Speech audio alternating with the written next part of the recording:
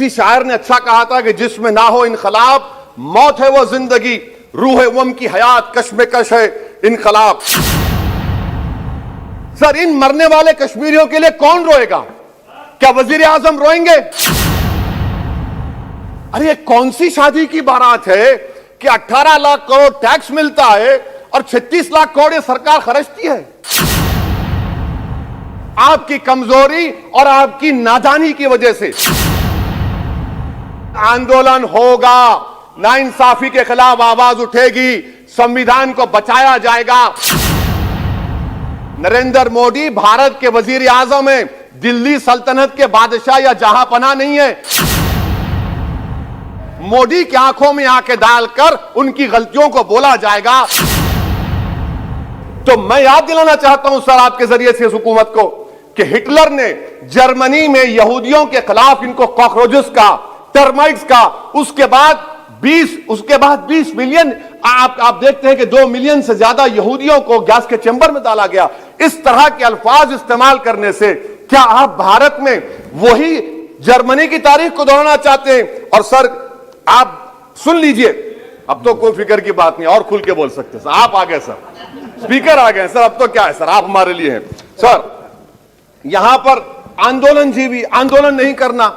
अरे किसी शायर ने अच्छा कहा था कि जिसमें ना हो इनकलाब मौत है वो जिंदगी, रूह वम की हयात कश्मकश है इनकलाब। सर अब फॉरेन पॉलिसी पे आ जाइए। किसी ईना मीना डीका ने ट्वीट किया, आपने परेशान हो गए। ईना मीना डीका ने ट्वीट किया, आप खड़े हो गए। अरे कौन सी फॉरेन पॉलिसी है आपकी? भारत के अतराफ में जितने पड़ोसी हैं, चीन हमला किया, कौन सा एक पड़ोसी है जो चीन के खिलाफ बोलता है? बताइए।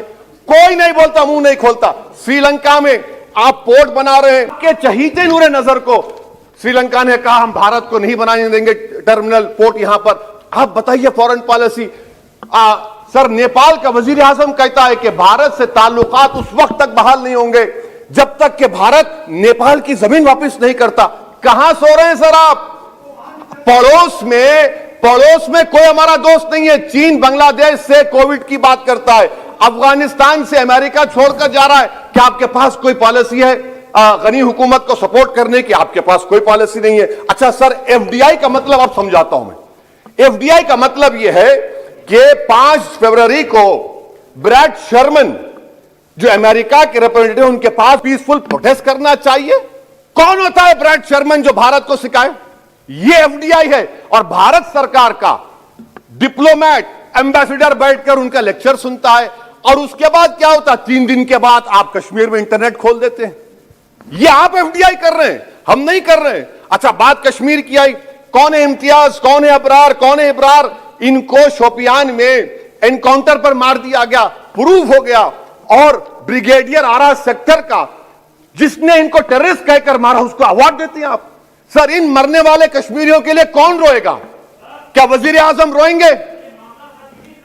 क्या वजीर आजम रोएंगे? क्या कोई रोएगा? अच्छा सर, एक और बात सर, एक और बात। हाँ, एक और बात आई कि शादी के घर में गुस्सा होता है। अरे कौन सी शादी की बारात है कि 18 लाख करोड़ टैक्स मिलता है और 36 लाख करोड़ ये सरकार खर्चती है? क्या शादी कर रहे हैं आप? वाह वाह, माने वाकई में आपकी इकोनॉमिक पॉलिसी को सलाम कि 18 लाख करोड़ टैक्स में मिलते हैं, 36 लाख आप लोग शादी में खर्चते हैं। मुबारक हो आपको, बड़ी शानदार घर है यह शादी का। अच्छा सर, दिल्ली का लॉ एंड ऑर्डर, 1 साल में 3 बड़े दंगे हो गए। एडवोकेट्स पुलिस, उसके बाद CAA का राइट हुए 50 से ज्यादा, उसमें लोग मारे गए। 20 से ज्यादा मसाजिद को नुकसान जला दिया गया।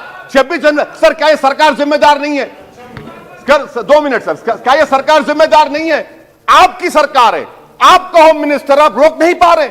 आपकी कमजोरी और आपकी नादानी की वजह से, आप में दूरअंदेशी नहीं है, आप उसको अलाउ कर रहे हैं। और फैजान के कातिल कौन है? क्यों नहीं पकड़ा फैजान के कातिल को आपने अब तक? जिन बच्चों को रोड पर मारा जा रहा था, जनगण मन बोला जा रहा था, एक तरफ तो अब तक नहीं पकड़े आप। अच्छा सर, आखिर में मैं आपको बात याद दिलाना चाहता हूं कि इसमें एस्पिरेशनल डिस्ट्रिक्ट्स 11 में से 20 बैकवर्ड डिस्ट्रिक्ट्स नीति आयोग के सीमांचल मुस्लिम डोमिनेटेड है सर। सीमांचल में कटिहार, पूर्णिया, अररिया है। सर पूर्णिया का एयरपोर्ट, सिविल टर्मिनल का काम क्यों नहीं होता सर? अब आ जाइए सर माइनॉरिटीज पर। 3 स्कॉलरशिप स्कीम है, मैं पुकार रहा हूं, मुतालिबा कर रहा हूं कि डिमांड ड्रिवन करो। सरकार ने 2020-21 में 3 स्कॉलरशिप के लिए 2265 करोड़ का ऐलान किया। कितने पैसे आपने दिए? सबका साथ, सबका विकास, सबका विश्वास, 436 करोड़ रुपए।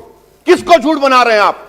पढ़िए आप लोग। अच्छा सर, उसके बाद आप देखिए कि कितने लोगों को कितने माइनॉरिटी स्कॉलरशिप नहीं मिली।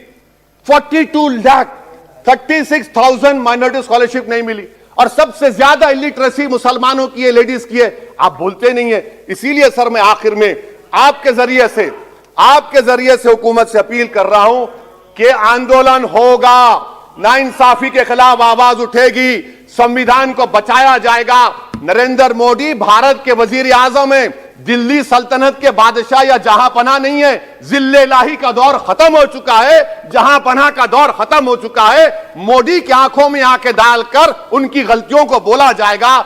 इसलिए शायर ने कहा था कि जो चुप रहेगी ज़बान खंजर, लहू पुकारेगा आस्ती का। बहुत